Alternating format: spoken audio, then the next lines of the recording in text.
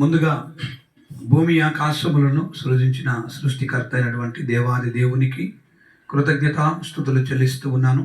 అలాగే ఈ యొక్క బయ్యారం గ్రామానికి ఈ యొక్క దేవుడిచ్చినటువంటి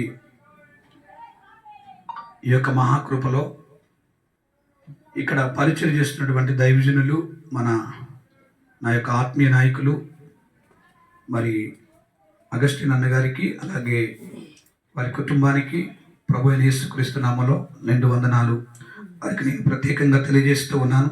అలాగే దేవుని చేత ఏర్పరచబడి దేవుని సంఘముగా కట్టబడిన, దేవుని రక్తం ఇచ్చి కొనుక్కున్నటువంటి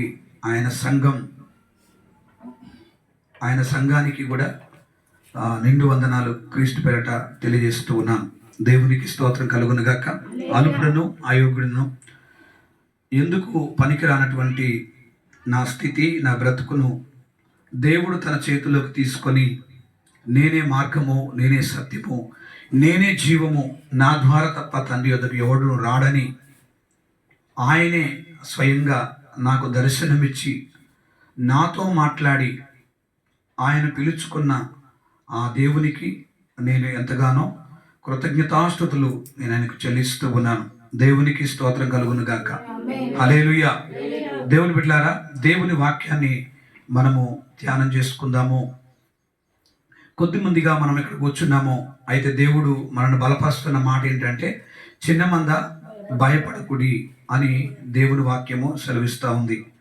చిన్న మందకు దేవుడు తోడుగా ఉన్నాడు, వారిని నడిపిస్తూ ఉన్నాడు. అలాంటి దేవుని కలిగి ఉండి ఈరోజు మనము ఆ దేవుని మనం స్తుతించి ఉన్నాం, ఘనపరిచి ఉన్నాం. దేవునికి స్తోత్రం కలుగును గాక. హల్లెలూయా. దేవునికి స్తోత్రం. అయితే ఈరోజు మనము వర్తమానము ధ్యానించేటువంటి వచనం ఏంటి అంటే, చూడండి, 49వ అధ్యాయము యెషయా గ్రంథము 49వ అధ్యాయము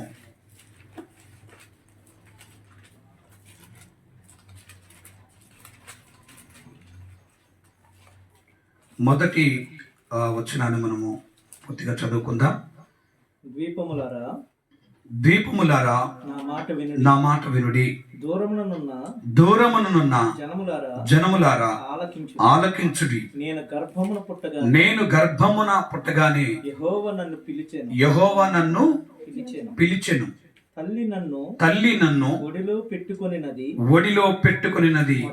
మొదలుకొని ఆయన నా నామమును జ్ఞాపకము చేసుకొనెను. దేవునికి స్తోత్రం కలుగును గాక. హల్లెలూయా. ఇక్కడ దేవుడు సెలవిస్తున్నటువంటి మాట ఏంటి అంటే, తన జనులతో మాట్లాడుతున్నటువంటి మాట. ఏమని మొట్టమొదటిగా మాట్లాడుచున్నాడు అంటే,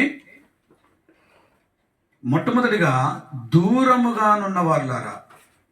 ఏమంటున్నాడు? దూరమునున్న వారులారా, లేదా దూరముగా ఉన్నటువంటి తన జనముతో ఏమని మాట్లాడుతున్నాడు? జనములారా, మీరేం చేయాలి? ఆలకించండి. ఏమి ఆలకించాలి? ఆయన మాటలు ఆలకించాలి. ఆయన చెప్పుతున్న మాట వినాలి. అయితే ఇప్పుడు ఆయన మాట మనం వినాలి అంటే, ఆయన జనులుగా మనము ఉన్నప్పటికీ, ఆయన మాట వినడానికి మనం ఒకవేళ సిద్ధంగా ఉన్నప్పటికీ, ఆయన జనాంగంగా పిలువబడుతున్నప్పటికి కూడా ఇప్పుడు మనం ఎక్కడున్నామంటే, ఆయన పిలిచే పరిస్థితిలో ఉన్నాడు. కానీ ఆయన పిలుస్తున్నటువంటి ఆ యొక్క ఆలోచనలో ఆయన ఉన్నాడు. ఆయన దగ్గరికి మనందరినీ తీసుకొని రావడానికి ఆయన ఎంతగానో ప్రయత్నం చేస్తూ ఉన్నాడు. కానీ మనం ఎక్కడున్నామంటే చాలా దూరంగా ఉన్నాం. మనం ఎక్కడున్నాం? మనం చాలా దూరంగా ఉన్నాం. చాలా దూరంగా అంటే అర్థం ఏంటి? ఆయన ఆలోచనలకి, ఆయన యొక్క చిత్తానికి, ఆయన యొక్క మన పట్ల ఉద్దేశించిన ప్రణాళికకి మనం ఈ భూమి మీద ఆయన ఆలోచనకు చాలా దూరంగా ఉన్నాం. ఎంత దూరం ఉన్నాం? చాలా దూరం. భౌతికమైన దూరం ఏం కాదు ఇది. ఆధ్యాత్మిక విషయంలో దేవునికి సంబంధం లేకుండా ఆధ్యాత్మిక జీవితంలో ఆయనకు ఎంతో దూరంగా ఉన్నాం. అయితే నా ప్రభు అంటున్నాడు, దూరముగా ఉన్నటువంటి తన జనులతో చెప్తున్నాడు. జనులారా ఆలకించండి. మీరు ఆలోచన చేయకుండా నా జనాంగంగా మీరు పిలువబడుతున్న మీరు ఎందుకు నాకంత దూరముగా మీరున్నారు? ఎందుకు నాకు దూరముగా మీరు వెళ్ళి నివసిస్తూ ఉన్నారు? ఎందుకు మీరంతా నాకు ఎడబాటుగా ఉండడానికి ఇష్టపడుతున్నారు? నేను చేసిన కార్యాలు మీ మధ్యలో చూడలేదా? మీ పితరుల నాటి నుంచి ఇప్పటి వరకు కూడా నేను చేసిన కార్యాలు మీకు జ్ఞాపకము లేవా? అబ్రహాముకు, ఇస్సాకుకు, యాకోబుకు వారి వారి పిల్లలను సమస్తమును నడిపించి వారి మధ్యలో నివసించి వారి మధ్యలో చేసిన కార్యాలు వారు మరచునట్లుగా మీరు మరచుదురా? మీ పితరులు పోయినటువంటి మార్గంలో ఇష్టానుసరముగా వెళ్ళి నాకు వ్యతిరేకముగా తిరుగుబాటు చేసి నాకు మీరు కోపం పుట్టించుదురా? అలాంటి స్థితిలో మీరు కూడా బయలుదేరుదురా? పితరుల కాలము నుంచి అబ్రహాము, ఇస్సాకు, యాకోబుల దేవుడనని వారు ఎలా చెప్పుకొని వారు నా మాట విని లోబడినారో మీకు తెలియదా? వారి మధ్యలో నేను ఎన్ని కార్యాలు చేస్తానో మీకు తెలియదా? ఆ కార్యాలను మీరు వివరించుకొని ఒకసారి జ్ఞాపకం చేసుకుంటే నేనేంటో మీకు తెలియదా అని దేవుడు ఇవన్నీ జ్ఞాపకం చేస్తున్నాడు. ఎవరితోటమ్మా? దూరంగా ఉన్నవారితో. దూరంగా ఉండి నా జనులని పిలువబడుతూ పేరుకు ఆలకించకుండా ఆయనకు దూరముగా ఉండి నేరనట్టుగా కనబడుతున్న వారితో మాట్లాడుతున్నాడు ఆయన. హల్లెలూయా. ఏమని మాట్లాడుతున్నాడు? నేను నిన్ను పిలుచుకున్నాను అంటే నేను నిన్ను ఏర్పరచుకున్నాను కాబట్టి నువ్వు ఎక్కడున్నావో పిలిచే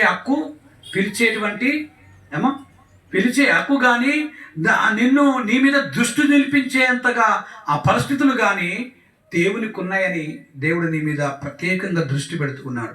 దేవునికి స్తోత్రం కలుగునుగాక. హల్లెలూయా, హల్లెలూయా. ఎలా తెలుసా? ఇప్పుడు నువ్వు పెరిగి పెద్దోడయ్యావు. ఇప్పుడు నువ్వు పెరిగి పెద్ద అయ్యి నీకు ఒక లోక జ్ఞానం వచ్చిందని, లేకపోతే ఒక జ్ఞానం కలిగి ఉన్నానని, నీకున్న దాన్ని బట్టి, నీకున్న సమస్తాన్ని బట్టి, నీకున్న జ్ఞానాన్ని ఆధారం చేసుకొని ఇది సరిపోతుందిలే, లేకపోతే ఇది నాకు కొదవలేదులే అనేటువంటి బార్డర్లో ఒకవేళ నువ్వు ఉన్నట్లయితే నీ మొదటి స్థితిని, నీవు పుట్టుకలో ఉన్నప్పుడు నీ స్థితిని ఆయన మరలా నీ జ్ఞాపకం చేస్తున్నాడు. దూరంగా ఉండి నువ్వు ఆలోచిస్తున్నటువంటి నీతో ఆయన మాట్లాడుతూ ఆలకించండి, నా మాటలు మీరు వినండి, నా జనులారా అని మాట్లాడుతున్నాడు. ఏమని తెలుసా? నేను గర్భమున పుట్టగానే యెహోవా నన్ను పిలిచెను, తల్లి నన్ను ఒడిలో పెట్టుకున్నది మొదలుకొని ఆయన నామము జ్ఞాపకం చేసుకునేను. దేవునికి స్తోత్రం కలుగును గాక. ఇక్కడ ఒక భక్తుడైనటువంటి మాట ఏంటంటే, నేను గర్భమున పుట్టగానే యెహోవా నన్ను పిలిచెను. చూసారా? గర్భంలో నేను పుట్టగానే దేవుడు నన్ను పిలుచుకున్నాడు. దేవుడు నన్ను పిలుచుకోవడానికంటే ముందు నా తల్లి గర్భములో ఉన్నప్పుడు, నా తల్లి గర్భములో పిండముగా రూపింపబడక ముందు నేను ఎక్కడున్నాను జ్ఞాపకం చేసుకుంటున్నాడు. దేవుని దగ్గర అంటే ఎక్కడ అని చెప్తున్నాడు? 43వ అధ్యాయము యెషయా గ్రంథంలో చెప్తున్నటువంటి మాట తెలుసా? అయితే యాకోబు, నేను నిన్ను సృజించిన వాడకు దేవునికి స్తోత్రం కలుగును గాక. సృజించిన వాడకు యెహోవాను నేనే అని చెప్తున్నాడు. ఇంకా ఏమంటున్నాడు తెలుసా?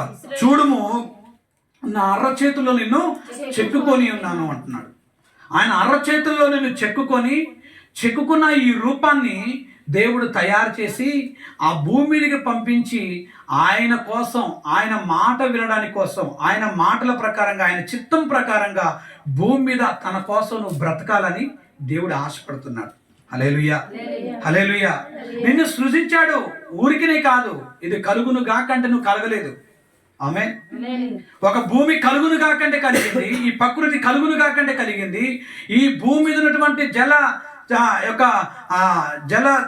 ఏదైతే క్రిములు కానీ లేకపోతే ఏంటి జలచరములు ఏవైతే ఉన్నాయో ప్రతిదీ కూడా ఆయన కనుగొను కాకంటే కలిగినాయి. ఈరోజు ఇక్కడ కనబడుతున్నటువంటి గొప్ప గొప్ప ఒక మెటీరియల్ ఇది కలుగును కాకంటే కలిగింది, కానీ ఆ భూమిలో ఒక మనిషిని కలుగును కాకంటే కలగలేదు. ఆయన నీ మీద ప్రత్యేకంగా దృష్టి పెట్టాడు, కానీ మనము ఆయన ఏమాత్రము పట్టించుకునే వారంగా ఉన్నాం.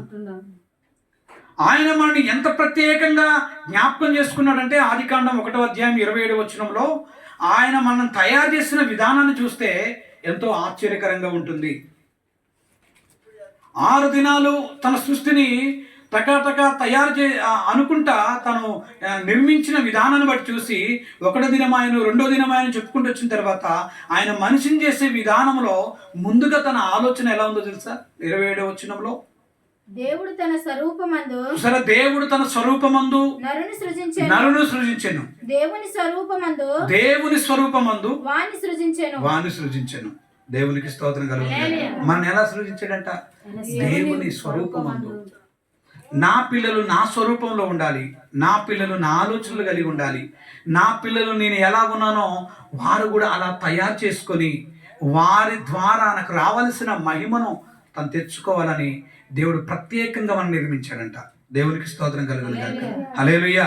ప్రత్యేకంగా దేవుడు మనం నిర్మించుకొని ఆయన మాట్లాడుతున్న మాట ఏంటో తెలుసా? 100వ కీర్తనలో ఆయన మాట్లాడుతున్న మాట ఏంటో తెలుసా? ఒకసారి చూడండి, 3వ వచనము 100వ కీర్తనలో ఆయన మాట్లాడుతున్న మాటను ఒకసారి మనం జ్ఞాపకం చేసుకుందాం.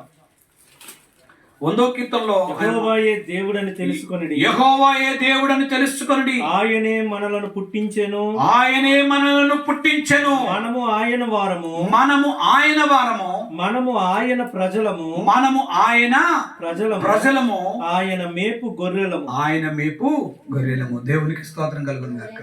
హల్లెలూయా. ఏం చేస్తున్నాడట దేవుడు? ఆయనే మన దేవుడు,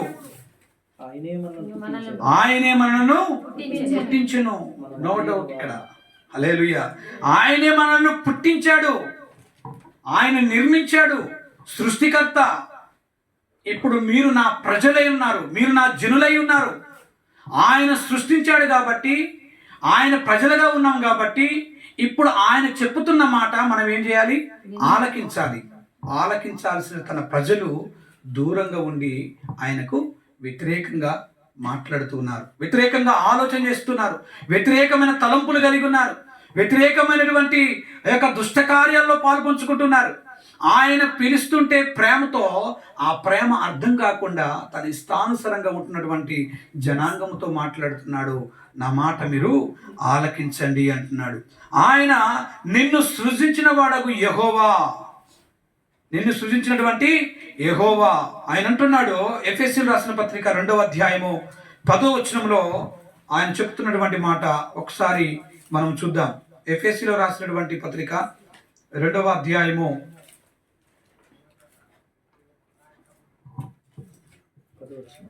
10వ వచనం. మరియు వాటి యందు మనము నడుచుకొనవలనని దేవుడు ముందుగా సిద్ధపరిచిన సత్క్రియలు చేయుటకై మనము క్రీస్తు యేసునందు సృష్టింపబడిన వారమై ఆయన చేసిన పని అయి ఉన్నాము. దేవునికి స్తోత్రం కలుగును గాక.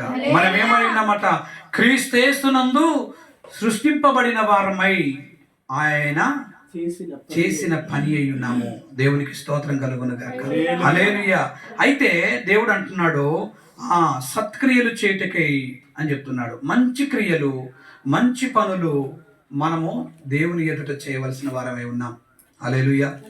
ఈరోజు మంచి క్రియలు అంటే చాలా మంది అనుకుంటున్నారు ఏదో మరి లేని వారికి ఏదో చేయడము, లేకపోతే అన్నదానం చేయడము, లేకపోతే నా దగ్గర సమృద్ధి ఉంది ఏదో కొంతమందికి పంచిపెట్టడము అని రకరకాలుగా మీకున్న దాన్ని బట్టి, సాయం చేసిన దాన్ని బట్టి మంచి క్రియలు అంటున్నారు. మంచి క్రియలే కానీ దానికంటే ముందు మంచి క్రియ ఏంటో తెలుసా? దేవుని యొక్క మాట వినడం, దేవుని యొక్క మాట ఆలకించడం, దేవుని యొక్క మాట ప్రకారంగా జీవించడం, తన సంఘములో దేవుడు తను పిలుచుకున్నటువంటి ఏర్పాటు చేసుకున్న సంఘములో మంచి కార్యక్రమాలనగా దేవుడు చెప్పుతున్నటువంటి ఆ మాటలు మనం పాటించడమే మంచి క్రియలు, మంచి పనులు అవి. దేవునికి స్తోత్రం కలుగును గాక. దేవునిలో ఉంటూ, దేవుని సంఘములో ఉంటూ, దేవుని సేవకుడి మధ్యలో ఉంటూ, దేవుని పనులో, దేవుని సత్క్రియలు, దేవుని యొక్క మంచి పనులు మనం చేయకుండా ఈ లోకములో ఎన్ని మంచి పనులు చేస్తే ఏ లాభం? ఈ లోకంలో ఎన్నెన్ని గొప్ప గొప్ప కార్యాలు చేసి గొప్ప పేరు సంపాదించుకుంటే ఏ లాభం? మందిరములోకి రాకుండా, మందిరములో ఉండకుండా, దేవుని యొక్క మాటలు వినకుండా, సేవకుడు చెప్తున్నట్లుగా మనము జీవించకుండా, ఆ యొక్క భక్తి జీవితం మనం చేయకుండా, ఆ మంచి కార్యక్రమాలు సంఘములో మనము పాలు పంచుకోకుండా చేయకుండా, మనము లోకంలో ఎన్ని పనులు చేసినా అవి వ్యర్థమే. దేవునికి స్తోత్రం కలుగును గాక. నువ్వు చేసే మంచి పనులే కావచ్చు, కానీ దేవుని పనులు, మంచి క్రియల్లో కనుక నువ్వు పాలు పొందుకోకపోతే, నువ్వు చేసే ఆ మంచి క్రియలు ఏ బయట పనులు ఉన్నాయో అవి నీ మెప్పు కోసమే ఉంటాయి తప్ప అవి దేవునికి మహిమ తెచ్చేట్లాగా ఉండవు. దేవునికి స్తోత్రం కలుగునుగా. దేవునికి మహిమ తెచ్చేలాగా ఉంటాయా? ఉండవండి. దేవునికి మహిమ తెచ్చేలాగా ఉండవు. ఈరోజు మనము దేవుని మందిరములో దేవుని యొక్క పనులు, అవి మంచి పనులు మనం చేయవలసిన వారమే ఉన్నాం. దేవునికి స్తోత్రం కలుగును గాక. హల్లెలూయా. దేవుని పనులు మనం చేయవలసిన వారమే ఉన్నాం.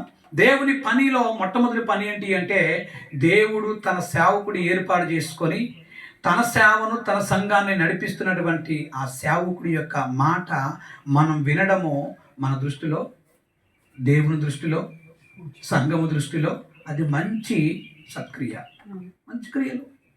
హల్లెలూయా. మంచి క్రియలు. ఆదికాండం 4వ అధ్యాయంలో మనం చూస్తున్నాం. సత్క్రియలు చేసినటువంటి ఒక వ్యక్తి ఉన్నాడు, భక్తుడు, మొట్టమొదటి భక్తుడు. అమ్మా ఎవరైనా? హేబేలు. అవునా కదండి? ఏమంటున్నాడు హేబేలు 4వ అధ్యాయంలో? అమ్మా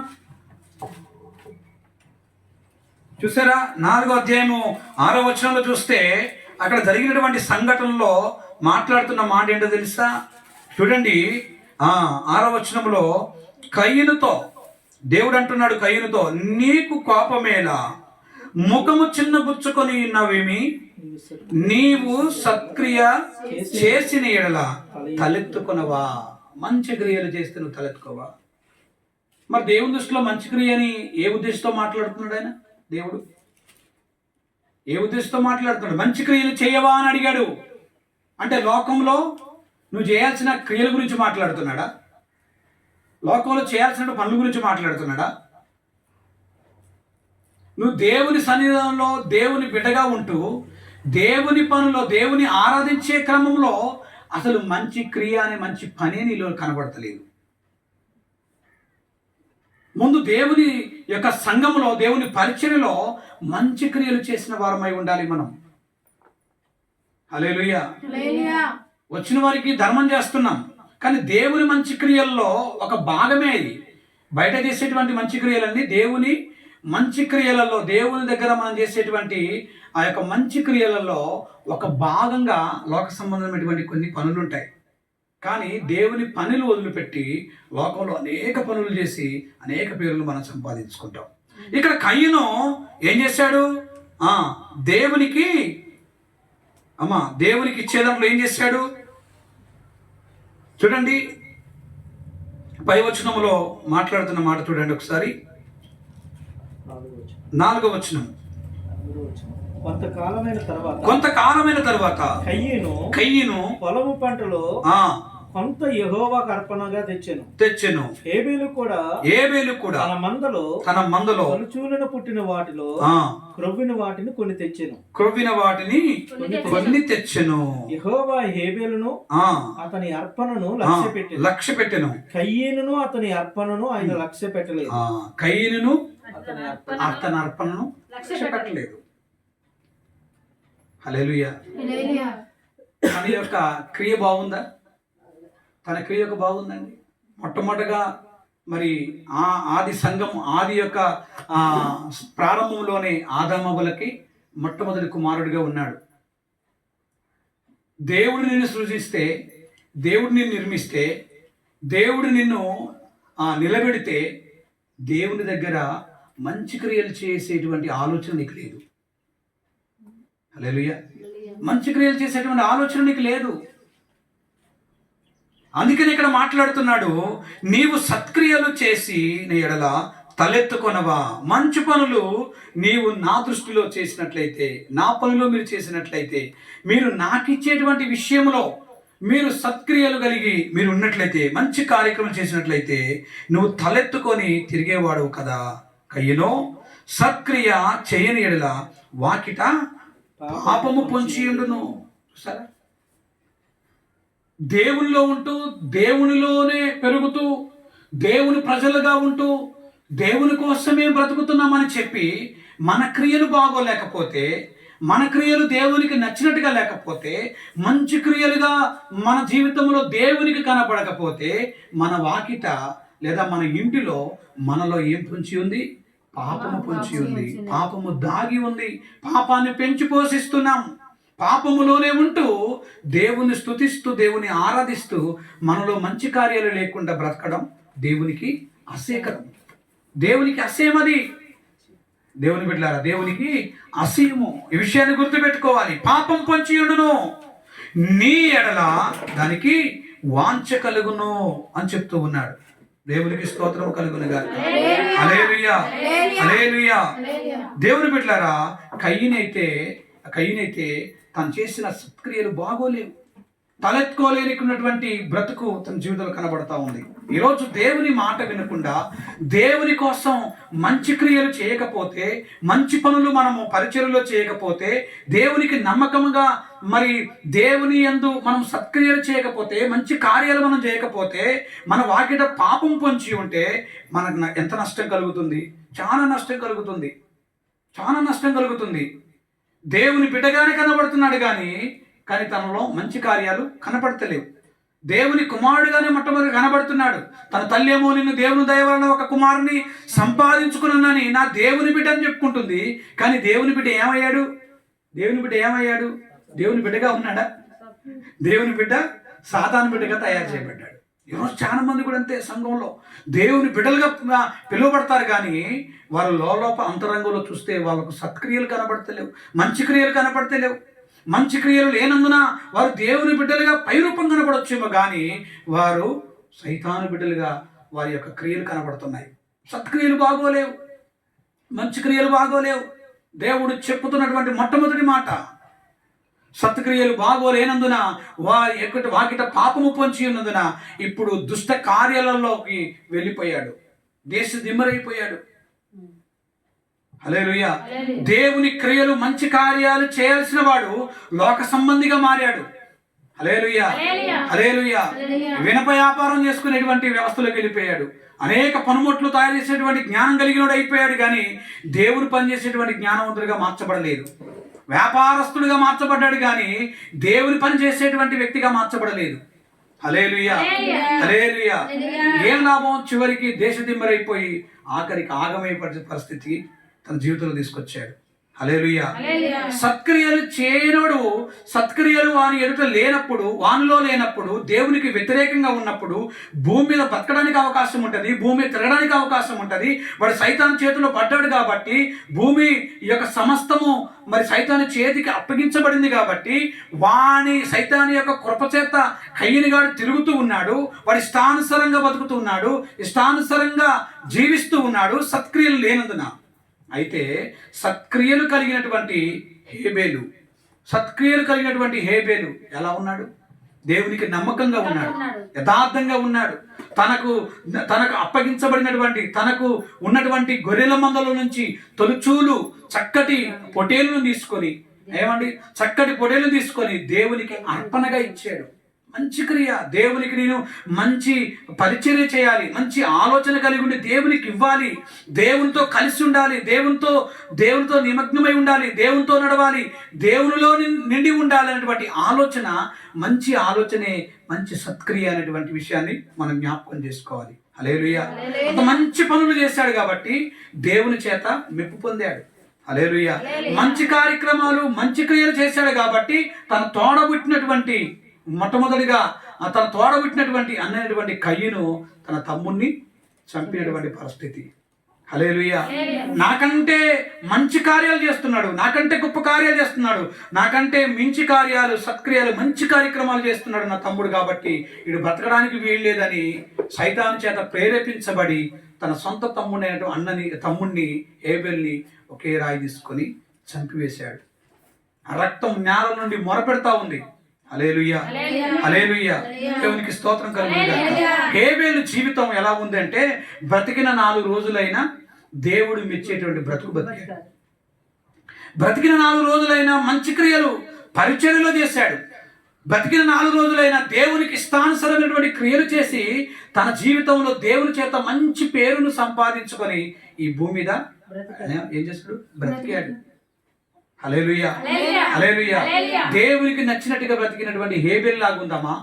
దేవునికి నచ్చనటువంటి, దేవునికి హేహంగా బతికినటువంటి కయీన్ లాగా మనం బతుకుతామా?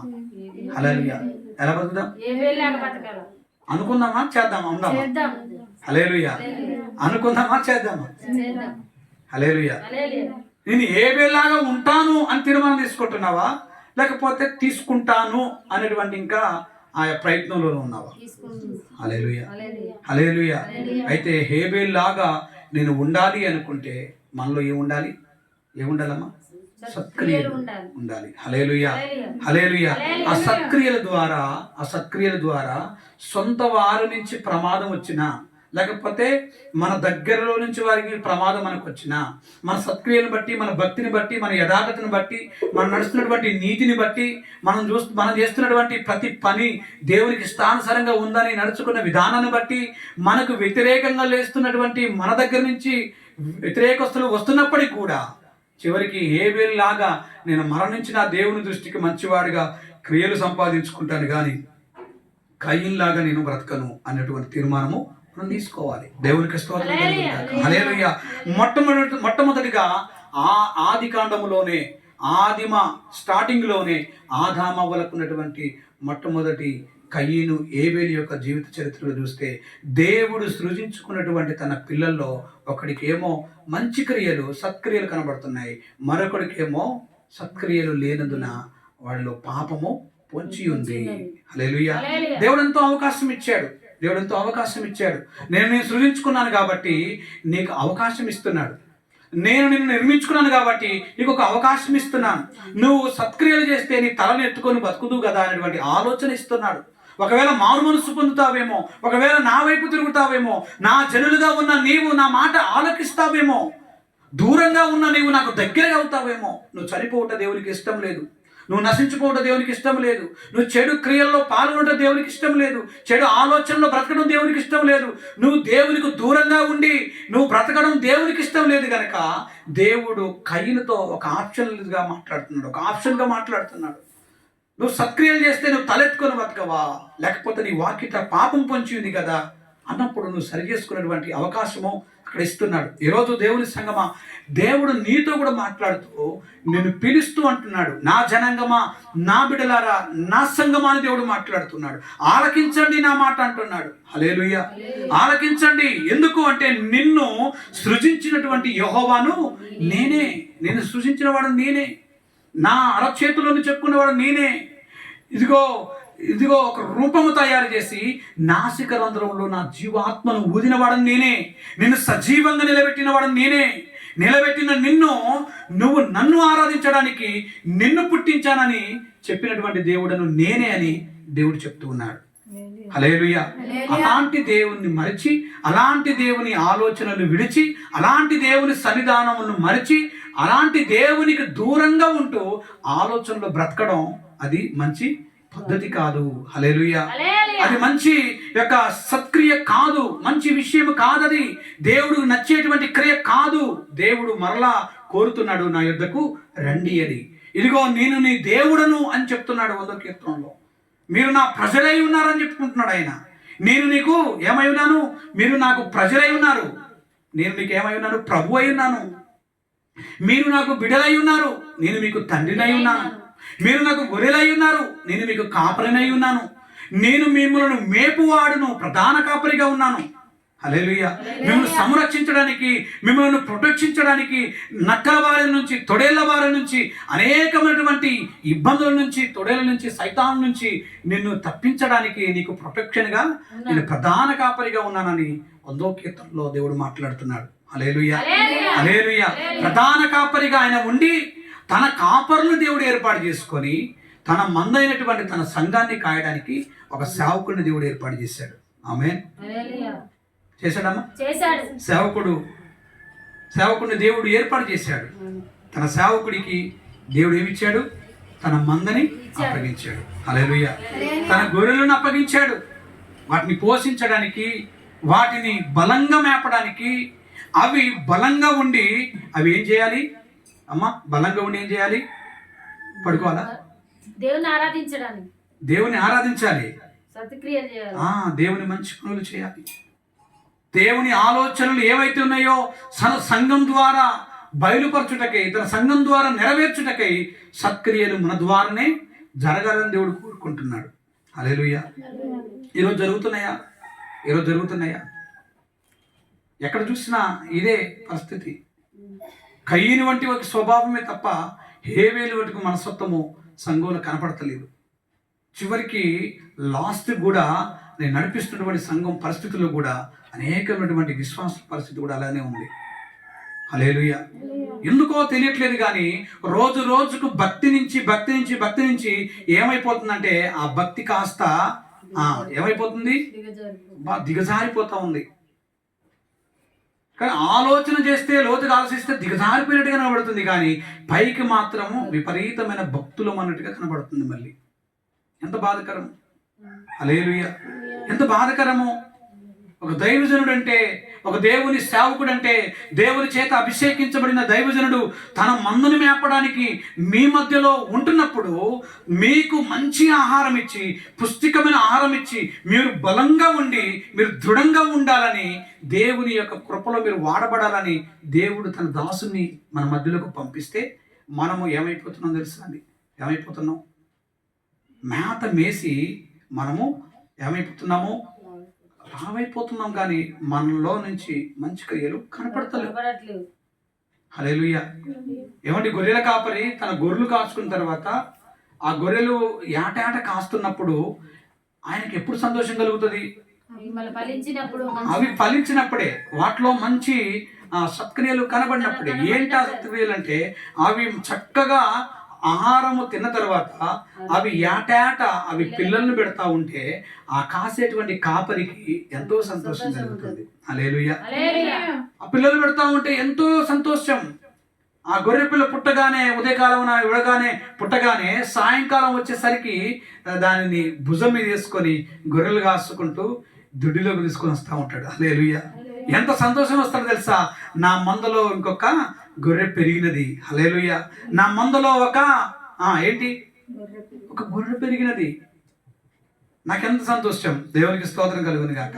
అలా ఒక్కొక్క గొర్రె నుంచి ఒక్కొక్క మంచి క్రియలు కనబడతా ఉంటే, దేవుని మాటలు విని పుష్టికంగా బలపరచబడి అవి రోజు రోజుకు ఫలింపులోకి వస్తూ ఉంటే ఇది కాసేటువంటి కాపరిలో మొట్టమొదటిగా సంతోషం కలుగుతుంది. హల్లెలూయా, హల్లెలూయా. ఆ ఫలింపు లేకుండా చక్కగా వాక్యము బోధించబడుతుంది, చక్కగా మేత మనకు అందించబడుతుంది, తింటున్నాం, కానీ ఏమైపోతుంది? దానివల్ల ఫలితాలు లేదు. ఫలితం లేనప్పుడు కాపరి ఏం చేస్తాడు చెప్పండి? ఫలితం లేనప్పుడు కాపరి ఏం చేస్తాడు? ఆ గొర్రెల కాపరి ఫలితం లేనప్పుడు ఏం చేస్తాడు? ఇవాళ తీసుకున్న గొర్రె సంవత్సరానికి అలాగనే ఉంది, రెండో సంవత్సరం కూడా అలానే ఉంది, మూడో సంవత్సరం కూడా అలానే ఉంది, 5 సంవత్సరాలైనా పుష్టికంగా ఉంది. తినే కాపరి పెట్టే మేత బలంగా తింటుంది, కానీ దాంట్లో ఫలితం లేకపోతే ఆ గొర్రెల కాపరి ఏం చేస్తాడు? దాన్ని చేస్తాడు, కట్టుకోడికి అమ్మేస్తాడు. అందరికి కబురు పెడతాడు. అందరికి కబురు పెట్టి, నా దగ్గర ఒక గొర్రె ఉందండి, ఆ గొర్రెని అమ్ముదాం అనుకుంటున్నాను. ఎందుకు అమ్ముదాం అనుకుంటున్నావు అయ్యా అంటే, అది డైరెక్ట్ అంటాడు, అది గొడ్డుదండి అంటాడు. ఏమంటాడు? అన్ని సంస్కృత పదాలు ఏం వాడాడు, కానీ డైరెక్ట్ ఏమంటాడంటే అది ఫలించట్లేదు. 5 ఏళ్ళు దాన్ని మేపాను వృధాగా, దాని ద్వారా నాకు ఏం ప్రయోజనం లేదు. దాన్ని కటికోడికి అమ్మితేనే కానీ నాకు ఏమైనా ప్రయోజనం ఉంటుందేమో, అంతే కదా. ఆ మాంసం అమ్మితే ఎవడో ఒకడు తింటాడు. హల్లెలూయా. హల్లెలూయా. ఈరోజు సంఘాల పరిస్థితి కూడా కలగనబడుతుంది. సత్క్రియలు లేవు, మంచి ఆలోచనలు లేవు, ఫలింపు లేదు. దేవుని వాక్యము మన హృదయంలోకి వెళ్ళినట్టుగానే కనబడుతుంది. అది వెళ్ళి దేవుని క్రియ జరిగేటట్టుగా మనం దానికి లోబడేటువంటి స్థితిలోకి మనం వెళ్ళలేకపోతున్నాం. దేవుని వాక్యం వెళ్తుంది, వెళ్ళి నిన్ను పురిగొల్పుతుంది, నిన్ను నడిపించి లోబడదామని చేసేటువంటి ఆ యొక్క ప్రక్రియలకు వెళ్తున్నావు. కానీ ఏం చేస్తున్నావు తెలుసా? మరలా దాన్ని అణిచివేసి నీ కోరికను నెరవేర్చుకొని ఇష్టానుసారంగా నీ యొక్క సత్క్రియలు కాకుండా నీ ఇష్టమైనటువంటి క్రియలు నెరవేర్చుకుంటున్నావు. హల్లెలూయా. హల్లెలూయా. అందుకనే దేవుడు అంటున్నాడు, ఒకవేళ మర్చిపోయావేమో, జనులారా ఆలకించండి అని ఆయన ఒకవేళ మర్చిపోయారోమని, నిన్ను సృజించిన వాడగును యెహోవాను నేనే, నీ దేవుడు నేనే, నిన్నే సృజించాను. మొదటిగా యోహాను సువార్త 1వ అధ్యాయము 1-2-3 వచనాల్లో అంటాడు, ఆది యందు వాక్యముండును, వాక్యము దేవుని యొద్ద ఉండును, వాక్యమే దేవుడై ఉండును, ఆ వాక్యము ఏమైందట? కృపాసక్తి సంపూర్ణుడిగా మన మధ్యకు వచ్చెను అన్న తర్వాత ఏమంటున్నాడు? ఆయన లేనిది ఏమి కలగలేదు అంటున్నాడు. అక్కడ ఏమంటున్నాడు? కలిగి ఉన్నది ఏది ఆయన లేకుండా ఏది కలగలేదు అంటే అర్థం ఏంటి? ఆయన నిన్ను సృజించాడు.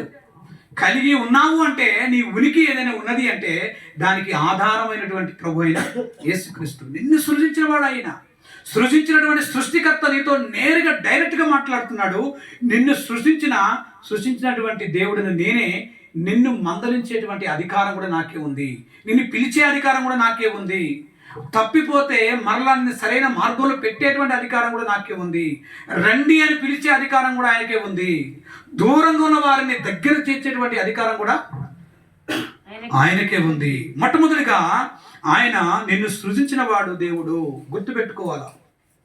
పెరిగి పెద్దవాడమై జ్ఞానవంతులమైన తర్వాత నాకు నేనే ఆకాశం నుంచి పుట్టాననేటువంటి ఆలోచన జ్ఞానం మంచిది కాదు. హల్లెలూయా. ఆలోచన అది మంచిది కాదు.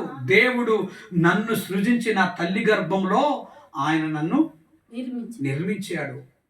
హల్లెలూయా. ఇప్పుడు నేను పెరిగి పెద్దవాడినై ఈరోజు దేవునికి వ్యతిరేకంగాను, దేవునికి అయిష్టంగాను, దేవునికి సత్క్రియలు కాకుండా ఇష్టానుసరమైనటువంటి హేయమైన క్రియలు చేసేటువంటి వ్యక్తిగా నేను ఉండకూడదు అని నువ్వు ఈ యొక్క మాట ద్వారా తెలుసుకోవాలని ప్రభు సెలవిస్తున్నాడు. రెండవ మాట అంటున్నాడు, ఇశ్రాయేలు నిన్ను నిర్మించిన వాడు ఇలాగూ సెలవిచ్చుచున్నాడు. రెండోది ఏమంటున్నాడు? ఇశ్రాయేలు అంటున్నాడు. ఈరోజు ఆత్మ సంబంధమైనటువంటి ఇశ్రాయేలుగా, దేవుని బిడ్డలముగా మనతో దేవుడు మాట్లాడుతున్న మాట ఏంటంటే, నిన్ను నిర్మించిన వాడనగు నేనే అంటున్నాడు. మొట్టమొదటి ఏమంటున్నాడు? సృష్టించాను, నిన్ను సృష్టించి నీకు నిర్మాణము చేసిన వాడను కూడా నేనే. హల్లెలూయా. హల్లెలూయా. ఈ ఆత్మకి ఆయన, ఈ ఆత్మకి ఏం చేస్తున్నాడు? నాకు ఒక నిర్మాణం కావాలని దేహాన్ని సృజించిన వాడు ఆయనే. నరుని నేల మట్టితో నిర్మించి నరుని యొక్క నాసిక రంధ్రంలో జీవాత్మను ఊదగా నరుడు ఏమయ్యాడట? అమ్మా ఏమయ్యాడు? నిలబడ్డాడు. అప్పటిదాకా ఆ యొక్క బొమ్మగా ఉన్నటువంటి ఆ యొక్క రూపము, దేవుని ఆత్మ ఎప్పుడైతే వచ్చిందో సజీవంగా నిలబడి మాట్లాడసాగాను. హల్లెలూయా. హల్లెలూయా. నీకు ఒక నిర్మాణము, ఒక నిర్మాణానికి దేవుడు పూనుకున్నాడు. దేవునికి స్తోత్రం కలుగుతుంది. మనం చూస్తున్నాం కుమ్మరి వారి యొక్క పద్ధతులు మనం చూస్తూ ఉన్నాం. ఒక కుండ కావాలి అంటే ఆ కుమ్మరి వారు ఏం చేస్తారు? చక్కటి మెత్తటి మట్టిని వారు తయారు చేసుకొని సారెపై చక్కగా ఆ మెత్తటి మట్టిని జిగురుగా చేసి దాన్ని ఆ సారెపై ఉంచి, కుమ్మరి వారి యొక్క ఆలోచనలో ఏ కుండ చేయాలో ఆలోచించి ఆ మట్టిని ఏం చేస్తాడు? ఆ సారెపై తిప్పి తనకు కావాల్సిన పాత్రను నిర్మించుకుంటాడు. ఏం చేస్తాడు? కావాల్సిన పాత్ర ఏం చేస్తాడు? నిర్మించుకుంటాడు. దాన్ని స్పీడ్గా తిప్పేసి కావలసినటువంటి కుండను, కావలసినటువంటి ముంతను, కావలసినటువంటి గురువును, కావలసినటువంటి ఆ యొక్క సంబంధించిన ప్రతి పాత్రను ఆయనే నిర్మాణం చేసుకుంటాడు. నాకు ఇలాంటి నిర్మాణం కావాలి అని తను ఆలోచన చేసి ఆ నిర్మాణం చేసుకుంటాడు. హల్లెలూయా. అలాగే దేవుడు మనల్ని కూడా ఏం చేశాడట? నిర్మాణం చేసి నువ్వు ఇలా ఉండాలి, నువ్వు ఇంత ఇటు ఉండాలి, నువ్వు ఈ కలర్ ఉండాలి, నువ్వు ఇంత ఆ పర్సనాలిటీ ఉండాలి అని దేవుడు తన ఆలోచనలో నిన్ను ఏం చేసుకున్నాడు? నిర్మాణం చేసుకున్నాడు. నిర్మించుకున్నాడు ఆయన. నిర్మించిన ఆయన ఇప్పుడు తనకిష్టం వచ్చిన పాత్రగా దేవుడు చేసుకుంటే ఇప్పుడు మనము ఏమంటున్నాం తెలుసా? ఏం చేస్తున్నాం మనం? నీకు నచ్చినట్టుగా నువ్వు మార్చబడడానికి ఇష్టపడుతున్నావు. హల్లెలూయా. ఆయన తయారు చేసుకున్న, ఆయన నిర్మించుకున్నటువంటి పాత్ర ఆయన కోసం ఉపయోగించబడాల్సింది పోయి ఆ పాత్ర ఏమైతుంది తెలుసా? దేవుని కోసం తిరగబడతా ఉంది, దేవుని మీద తిరగబడతా ఉంది. హల్లెలూయా, హల్లెలూయా. కుండ కుమ్మరివాడి కోసం కాదు. కుండ ఎవరి కోసం అండి? మన కోసమే. కుండ కుమ్మరివాడిని తయారు చేసిందా? కుమ్మరివాడు కుండను తయారు చేశాడు. చెప్పాలి. కుమ్మరివాడు కుండను తయారు చేశాడా? కుండ కుమ్మరాన్ని తయారు చేసిందా? కుండనే కుమ్మరివాడు చేశాడు. కుండ కుమ్మరాన్ని చేసిందా? కుమ్మరివాడు కుండ నిర్మించాడు, కుండ కుమ్మరాన్ని నిర్మించలేదు. హల్లెలూయా. ఇప్పుడు మన స్థితి ఎలా ఉందంటే, మనం ఆయన చేతిలో ఒక పాత్రగా ఉన్నాం. నిర్మించబడిన తర్వాత, నిర్మాణంలో ఉంచిన తర్వాత ఆయన తయారు చేసిన పాత్ర ఆయనకు నచ్చినట్లుగా మనం బతకాల్సింది పోయి ఇప్పుడు ఆయననే సృష్టించుకొని, ఇప్పుడు ఆయననే నేను సృష్టించాను, ఆయన్నే నేను తయారు చేశాను, ఆయన్నే నేను నిర్మించాను అని కొండ అనడం ఎంత విడ్డూరం, ఎంత విడ్డూరం అండి, ఎంత బాధకరం అది. ఈ రోజుల్లో కూడా అదే చాలా మంది దేవుణ్ణి మరచి, దేవుణ్ణి విడిచి, దేవుని ఆలోచనలకు దూరంగా ఉండి ఇప్పుడు ఏం చేస్తున్నారు తెలుసా? దేవుణ్ణే తయారు చేసే వాళ్ళుగా తయారయ్యారు. దేవుణ్ణే తయారు చేసే వాళ్ళుగా అయ్యారు. దేవుని దగ్గరికి వచ్చి, దేవుడా అని నీవు నిర్మించినటువంటి ఈ పాత్ర నేను నీ కోసం ఏ రీతిగా వాడబడాలో చెప్పు ప్రభువా. నన్ను ఊరికి నిర్మించలేదు కదా, సారె మీద పెట్టినటువంటి ఆ మట్టి ముద్ద నన్ను ఒక పాత్రగా చేస్తావు కదా, ఈ పాత్ర నేను ఏదో ఒకదానికి ఉపయోగపడకుండా ఏదో మూలకెట్లా ఉంచుతావు నన్ను, ఏదో ఒక రకమైనటువంటి పనులను నన్ను వాడాలని పాత్ర కుమ్మరివాడిని అడిగితే న్యాయం. హల్లెలూయా. ఈరోజు మనం కూడా అంతే. దేవుడు నిర్మించాడు మనల్ని. నిర్మించిన ఆ నిర్మాణమైనటువంటి ఆ పాత్ర దేవుని కోసం ఏ రీతిగా వాడబడతా ఉంది, దేవుని కోసం ఎలా మరి ఉపయోగపడతా ఉంది, దేవుని పనుల్లో ఎలాంటి మంచి సక్రియలు చేసేటువంటి పాత్రగా మనం ఉన్నామో, లేకపోతే ఆ పాత్ర ఇతరుల యొక్క పాత్రలకు నష్టం కలిగించేలాగా ఉందా, ఆ పాత్ర టోటల్ ఆ ఉన్నటువంటి ఆ కొండల మధ్యలో అది నష్టం కలిగించేలాగా ఉందా, ఆ పాత్ర తయారు చేసినటువంటి ఆ యజమానిపైనే తిరగబడుతుందా, ఆ పాత్ర ఎందుకు ఉపయోగపడుతుందో మనం ఆలోచన చేయాలి. హల్లెలూయా. చిన్న మట్టి ముద్దే ఒక వస్తువు తయారై జీవితాంతం యజమాని దగ్గర ఇష్టం వచ్చినట్లుగా, ఆయనకి ఇష్టం వచ్చినట్లుగా ఆ పాత్ర వాడబడితే, ఈరోజు దేవుని చేతిలో నిర్మించబడిన మనము దేవుని సన్నిధానంలో దేవునికి నచ్చినట్టుగా బ్రతకకపోతే ఆ పాత్ర ఎందుకు అని దేవుడు అడుగుతున్నాడు. హల్లెలూయా. ఆ పాత్ర ఎందుకు? దాన్ని పగలగొట్టడం దేవునికి ఇష్టం లేదు, కానీ ఆ పాత్రను మరలా వాడుకోవాలని దేవుడు ఆలకించండి అని పిలుస్తూ ఉన్నాడు. హల్లెలూయా. నిన్ను సృష్టించినటువంటి పాత్రను నేనే, ఆ పాత్రను సృష్టించినటువంటి యొక్క దేవుడను నేనే, ఆ పాత్రగా ఉన్న నీవు నిర్మించిన వాడను కూడా నేనే అని దేవుడు మరలా నీకు జ్ఞాపకం చేస్తున్నాడు. హల్లెలూయా. మన మొదటి స్థితిని జ్ఞాపకం చేస్తున్నాడు. మన మొదటి యొక్క ప్రభావాన్ని మరలా గుర్తు చేస్తున్నాడు ఆయన.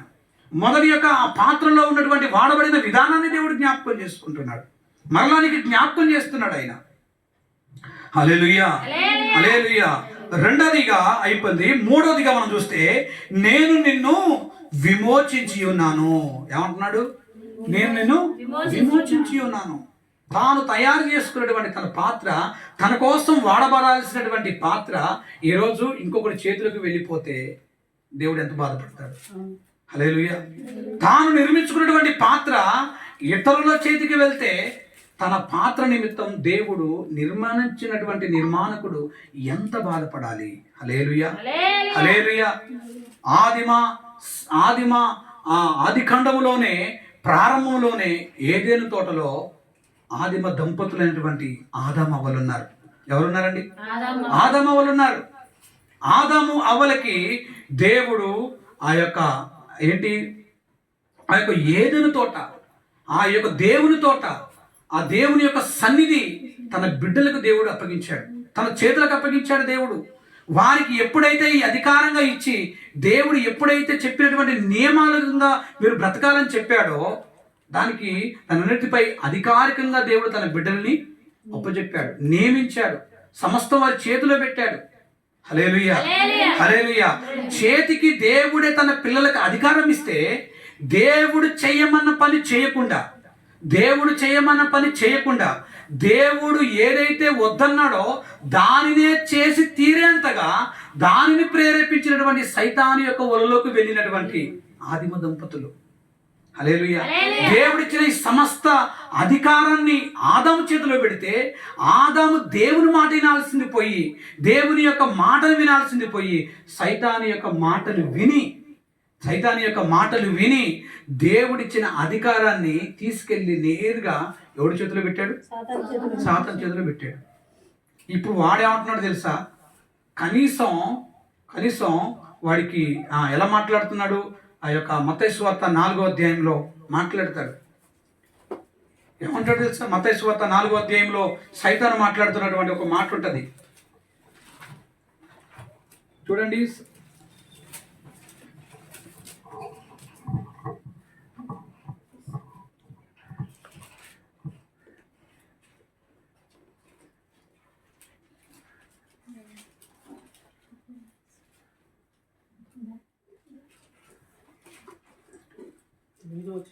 అన్న 8వ వచనం.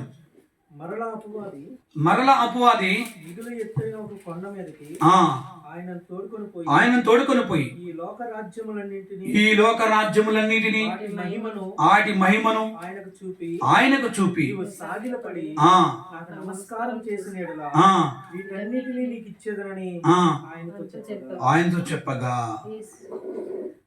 హల్లెలూయా. చూసారా? ఈ లోక రాజ్యాలన్నిటినీ వాటి మహిమను ఆయనకు చూపించి నువ్వు సాగిలపడి నమస్కారం చేసిన వీటన్నిటిని నీకు ఇచ్చేదనని ఆయనతో చెప్పగా. వీటన్నిటిని ఎవరికి ఇస్తాడట? దేవుడికి ఇస్తాడట. సృష్టించినటువంటి సృష్టికర్తకి ఇస్తాడంట. హల్లెలూయా, హల్లెలూయా. సృష్టించినటువంటి సృష్టికర్తకి వీడి ఇవ్వడం ఏంటి? దేవుని సన్నిధి అవతల ఉన్నోడు వీడు, లోకంలో ఉన్నోడు వీడు. దేవుని రాజ్యం అనేటువంటి సన్నిధి ఏదైనా తోటకు బయట ఉన్నోడు వీడు, అడుక్కునేవాడు వీడు, కాలు చేతులతో ఉన్నవాడు వీడు, మోసపుచ్చేవాడు వీడు, మోసం చేయాలనే తలంపులు కలిగినవాడు వీడు. వీడి చేతిలో ఏ అధికారం లేకుండా అటు ఇటు తిరుగులాడేవాడు వీడు.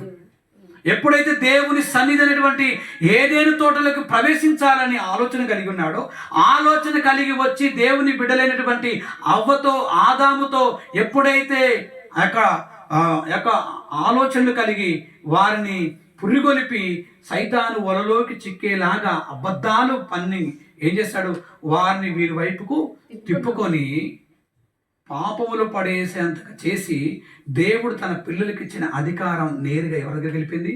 సైతాను చేతులకు వెళ్ళిపోయింది. హల్లెలూయా, హల్లెలూయా. వీడు ఎక్కడ ఉండేవాడు? ఈ సైతాను ఎక్కడ ఉండేవాడు? దేవుని ఏదేను తోట, దేవుని సన్నిధి బయట ఉండేవాడు. ఇప్పుడు ఏదేను తోటలో దేవుని సన్నిధిలో ఉన్నటువంటి దేవుని బిడ్డలైన ఆదాము అవ్వలు ఎక్కడికి నెట్టివేయబడ్డారు? ఏదేను తోటలో నుంచి బయటికి నెట్టివేయబడ్డారు. ఇప్పుడు బయటికి నెట్టివేయబడిన ప్లేస్ లో ఎవడున్నాడు? సైతాన్ గాడు ఉన్నాడు. ఇప్పుడు వీళ్ళ చేతిలో ఉన్న అధికారం ఎవరి చేతికి వెళ్ళిపోయింది? సైతాన్ చేతిలోకి వెళ్ళిపోయింది. ఇప్పుడు ఎవరి స్వాధీనంలో ఉన్నారు? ఇప్పుడు వీళ్ళు సాదా స్వాధీనంలో ఉన్నారు. ఇప్పుడు ఏదైనా తోటలో దేవుని ఆరాధించాలి, దేవుని మహిమపరచాలి, దేవుడిచ్చిన ఈ తోటను సేద్యపరచుకోవాలి, చక్కగా దేవునితో మాట్లాడాలి, దేవుని ఆరాధించాలి, చక్కగా పడుకోవాలి, చక్కగా దేవుని ఆరాధించాలి, దేవునితోనే కలగలుపుకుండవలసినటువంటి ఈ కుటుంబము ఇప్పుడు ఏదైనా తోట నుంచి బయటికి వచ్చి ఏం సంపాదించుకున్నారు? బయటికి నెట్టివేయబడిన తర్వాత ఏం సంపాదించుకున్నారు? సైతాన్ని సంపాదించుకున్నారు, శాపాన్ని సంపాదించుకున్నారు, మరి ముఖ్యంగా లోకాన్ని సంపాదించుకున్నారు. హల్లెలూయా. ఏం సంపాదించుకున్నారు? లోకాన్ని సంపాదించుకున్నారు. అంటే లోకాన్ని సంపాదించుకున్నారు అని ఒక మాటలో చెప్పాలంటే ఏం సంపాదించుకున్నారు అంటే సైతాన్ని సంపాదించుకున్నారు.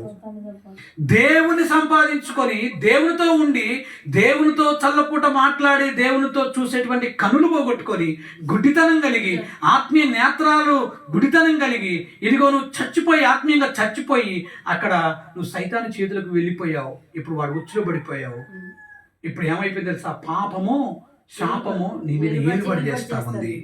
ఏలుబడి చేసి సైతాను గాడు ఈ లోకం సైతాను దృష్టికి అప్పగించబడింది కాబట్టి వాడు ఇక్కడ ఏలుబడి చేస్తూ ఉన్నాడు. ఏలుబడి చేస్తాం. హల్లెలూయా, హల్లెలూయా. ఏలుబడి చేస్తున్నాడు. వాడు ఎక్కడున్నా తెలుసా? నీ పక్కనే ఉన్నాడు వాడు ఇప్పుడు, నీ ముందే ఉన్నాడు వాడు ఇప్పుడు, నీ పక్కనే ఉంటూ నిన్ను మోసం చేయడానికి వాడు అనేకమైన ప్రేరేపణలు చేస్తున్నాడు. ఒకవేళ మంచి క్రియలు చేయాలని నువ్వు ఆశపడితే వాడు వెంటనే దానిలో నుంచి తప్పించి నిన్ను చెడు క్రియల్లోకి జరిపించడానికి చూస్తున్నాడు. సిద్ధంగా ఉన్నాడు వాడు. హల్లెలూయా, హల్లెలూయా. ఇప్పుడు వాని వలలోకి చిక్కిపోయి, ఇప్పుడు వాని ఆలోచనలోకి ఇరక్కపోయి, ఇప్పుడు మనిషి లేస్తే లోకం సంపాదించాలని చూస్తున్నాడా, దేవుని రాజ్యాన్ని సంపాదించాలని చూస్తున్నాడా? లోకాన్ని సంపాదించింది. ఇప్పుడు ఆ మనిషి లోకంలో ఎన్నెన్ని తలంపులు కలిగి, ఎన్నెన్ని ఆలోచనలు కలిగి అవన్నీ నెరవేర్చుకోవాలని చూస్తున్నాడా? ఇప్పుడు లోకంలో నుంచి సంఘంలోకి వచ్చిన తర్వాత దేవుని మాట ప్రకారంగా సత్క్రియ చేసి దేవుని యొక్క సన్నిధిలో నిలబడాలని చూస్తున్నాడా? లోకం లోకమైపే చూస్తున్నాడు. ఈరోజు రక్షింపబడి సంఘంలో చేర్చబడిన తర్వాత దేవుని యొక్క మాటను విన్న తర్వాత కూడా మరలా తిరిగి వెళ్ళి లోకంలోనే ఉండడానికి గల కారణం ఏంటి అంటే, వాడు సైతాను నిన్ను మోసపుచ్చుతూ ఉన్నాడు. వాడు ఎప్పుడు కూడా ఏదైనా తోటలో మొదటి ఆదాము దంపతులను ఏ రీతిగా అయితే మోసం చేశాడో, ఎప్పుడు నిన్ను దేవునికి దూరం చేయాలనేటువంటి ఆలోచనలు కలిగి ఉంటున్నాడు. అందుకనే నువ్వు దూరంగా ఉన్నటువంటి నిన్ను దేవుడు నిన్ను పిలుస్తూ ఉన్నాడు. హల్లెలూయా. దేవుడు దూరంగా ఉన్న నిన్ను పిలిచి ఆయన చెప్తున్నటువంటి మాట ఏంటి తెలుసా? ఆయన ఇచ్చేటువంటి ఆలోచన ఏంటి తెలుసా? ఏ ఆత్మ అయితే మరణించిందో, ఏ ఆత్మ అయితే చచ్చిపోయిందో, నిశ్చయంగా చచ్చిపోయిందో, ఆ చచ్చిపోయిన ఆత్మని మరలా బ్రతికించడానికి దేవుడు ఏమయ్యాడండి? లోకానికి అప్పగించబడిన, లోకంలోకి వెళ్ళినటువంటి సమాజాన్ని దేవుడు తిరిగి మరలా ఏదైతే పోగొట్టుకున్నావో ఆ తోటను, ఏదైతే పోగొట్టుకున్నావో ఆ ఆత్మను, ఏదైతే నష్టపోయావో ఆ యొక్క ఆశీర్వాదాన్ని తిరిగి మరలా దేవుడు నీకు ఇవ్వడానికి ఆయన పరలోకము నుంచి ఏం చేశాడు? భూమి మీదకి వచ్చాడు. ఆయన విడిచిపెట్టకూడదని భాగ్యం అని ఎంచుకోలేదు, కానీ ఆయన తాను రిక్తునిగా చేసుకొని, ఆయన దాసుల స్వరూపం ధరించుకొని మనిషి రూపముగా నరునిగా ఈ లోకానికి వచ్చి ఏం చేశాడు? ఏదైనా తోటలో తన ఆత్మ నష్టపోయిందో, తన బిడ్డల ఆత్మ నష్టపోయిందో తిరిగి మరలా బ్రతికించాలి అంటే జీవమైన యేసుక్రీస్తు వచ్చి, హల్లెలూయా, జీవమైన యేసుక్రీస్తు వచ్చి ఈ లోక అధికారైనటువంటి సైతాన్ యొక్క అధికారం ఏదైతే ఉందో దాన్ని తుత్తనీయులుగా చేయడానికి 33.5 సంవత్సరాలు ఈ భూమి మీద తన సేవ ప్రారంభం చేసి ఆయన గోల్కొతా కొండపై శిలువలో మరణించి, హల్లెలూయా, సమాధి చేయబడి 3వ దినాన తిరిగి లేచి పునరుత్థానుడై మరణపు ముళ్ళుని విరిచి మరణపు అధికారాన్ని తుత్తనీయులుగా చేసి ఏ ఆత్మ అయితే చచ్చిపోయి ఏదైనా తోటలో ఉందో దాన్ని మరలా బ్రతికించడానికి, హల్లెలూయా, కడపటి ఆదాముగా వచ్చి మరలా ఆ జీవమైన క్రీస్తు చనిపోయిన ఆత్మల్లోకి వెళ్ళి సజీవంగా నిలబెట్టి దేవుడు మరలా ఏదైనా తోటలో నిన్ను నన్ను నిలబెట్టాలని, ఆయన చూసేటువంటి పరిస్థితులు మనం ఉంచాలని దేవుడు త్యాగశీలుడు అయిపోయాడు. దేవునికి స్తోత్రం. హల్లెలూయా, హల్లెలూయా. అలాంటి జీవం కలిగినటువంటి ప్రభు మనలోకి వచ్చి ఆయన జీవం మనకిచ్చి మరణించిన మన ఆత్మను తిరిగి ఆయన జీవములోకి, ఆయన జీవం తాకినప్పుడు మనము తిరిగి ఆయన బిడ్డల వలె మార్చబడ్డాం. ఆయన బిడ్డల వలె మార్చబడ్డాం. ఆయన కుమార్తెల వలె మార్చబడ్డాం. ఆయన నీతి మనలో ఉంది, ఆయన యథార్థత మనలో ఉంది, ఆయన సత్యం మనలో ఉంది, ఆయన జీవం మనలో ఉంది. ఇప్పుడు ఆయన కోసం బ్రతికే వారంగా ఉన్నాం, ఆయన కోసం ఆలోచించే వారంగా ఉన్నాం, ఆయనలో సత్క్రియలు చేసే వారంగా ఉన్నాం, ఆయనలో మంచి కార్యాలు చేయడానికి ఉన్నాం, ఆయన ఆరాధించేటువంటి ఏదోనుగా మనం తయారు చేయబడాలని ఉన్నాం. ఆయన ఆరాధించే స్థలముగా కోరుకున్నటువంటి ఆ పరలోకముని సాదృశ్యంగా ఏదోను మరలా దాన్ని మనకు అధికారంగా దేవుడు ఇవ్వాలని దేవుడే స్వయంగా వచ్చినటువంటి ఆ ప్రభు అయిన యేసుక్రీస్తులో మనము జీవమై ఉన్నాం. దేవునికి స్తోత్రం కలుగునుగాక. హల్లెలూయా. ఆయన మనం నిర్మించుకున్నటువంటి ఆ ప్రభు సెలవిస్తున్నాడు, నేను నిర్మించుకున్నటువంటి ఆ నిర్మాణకుడిని నేనే, నా పాత్రవు నువ్వే, చెడిపోయిన ఆ పాత్రను మరలా బాగు చేయడానికి నేనే వచ్చానని ఆయన నిర్మించుకొని నీతో మాట్లాడుతున్నటువంటి దేవుడు. హల్లెలూయా, హల్లెలూయా. 4వదిగా ఆయన అంటున్నాడు, భయపడకుము, పేరు పెట్టి నిన్ను పిలిచి ఉన్నాను అంటున్నాడు. ఏమంటున్నాడు? భయపడకు. ఈ లోకంలో నీకు శ్రమ ఉంటది, ఈ లోకంలో శోధనలు ఉంటాయి, ఈ లోకంలో కష్టాలు ఉంటాయి, ఈ లోకంలో నష్టాలు ఉంటాయి. చివరి వరకు నేను అయిపోయాను రా బాబు అనేటువంటి ఆలోచించేంత వరకు నువ్వు వెళ్ళిపోతావు. కానీ ఫైనల్ మ్యాచ్ నీదే. హల్లెలూయా, హల్లెలూయా. ఫైనల్ గా నువ్వు గెలుస్తావు. హల్లెలూయా. చిన్న చిన్న టెస్టులలో ఓడిపోయినట్టు కనబడతావు కానీ ఫైనల్ మాత్రం కప్పు నీదే. హల్లెలూయా.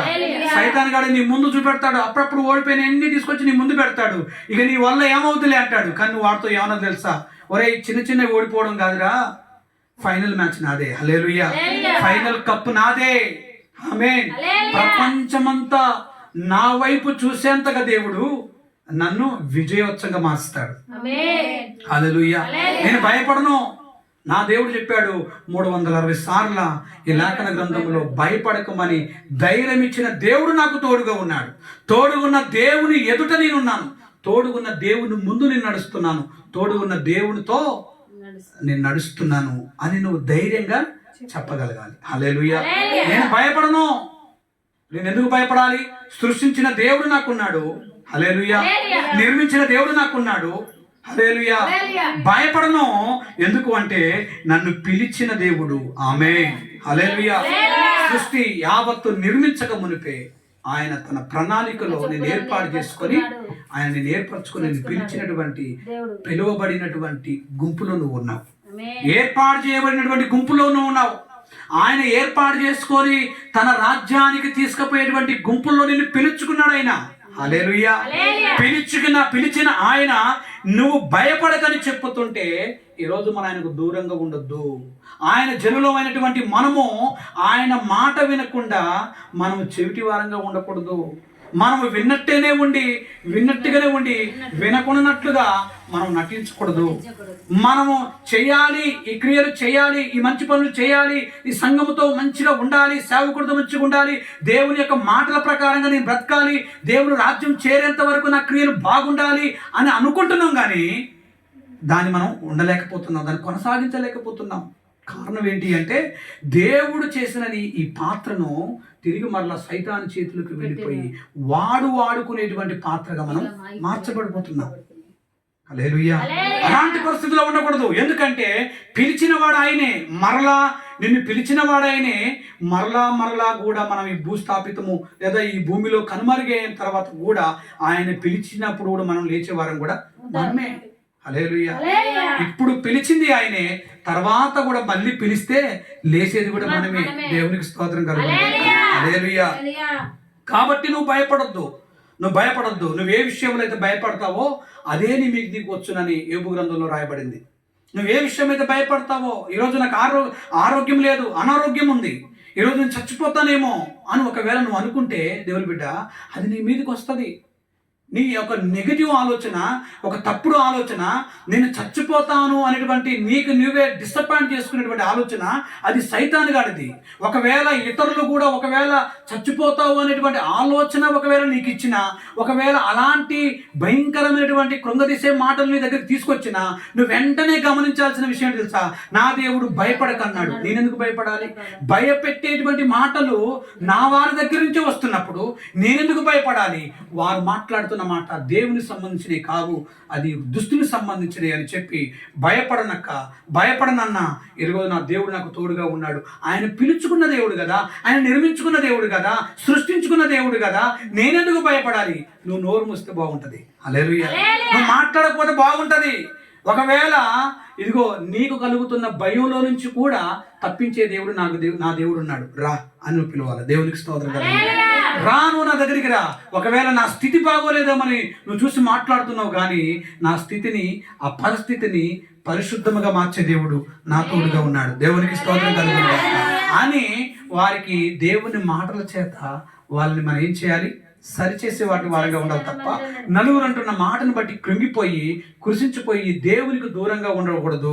దేవునికి దూరంగా ఉంటూ, దేవుని ఆలోచనలు దూరంగా ఉంటూ, దేవుని పనులు దూరంగా ఉంటూ, ఆ సత్క్రియలు చేయకుండా మనం రోజు రోజుకు కృంగిపోతున్నప్పుడు ఆయన మాట్లాడుతున్న మాట, దూరంగా ఉన్న నీ ఆలోచనలు విడిచిపెట్టు, దగ్గరికి వచ్చి నా ఆలోచనలో నువ్వు బ్రతుకు అని దేవుడు తన ప్రజల్ని పిలుస్తూ ఉన్నాడు. దేవునికి స్తోత్రం కలుగుతుంది.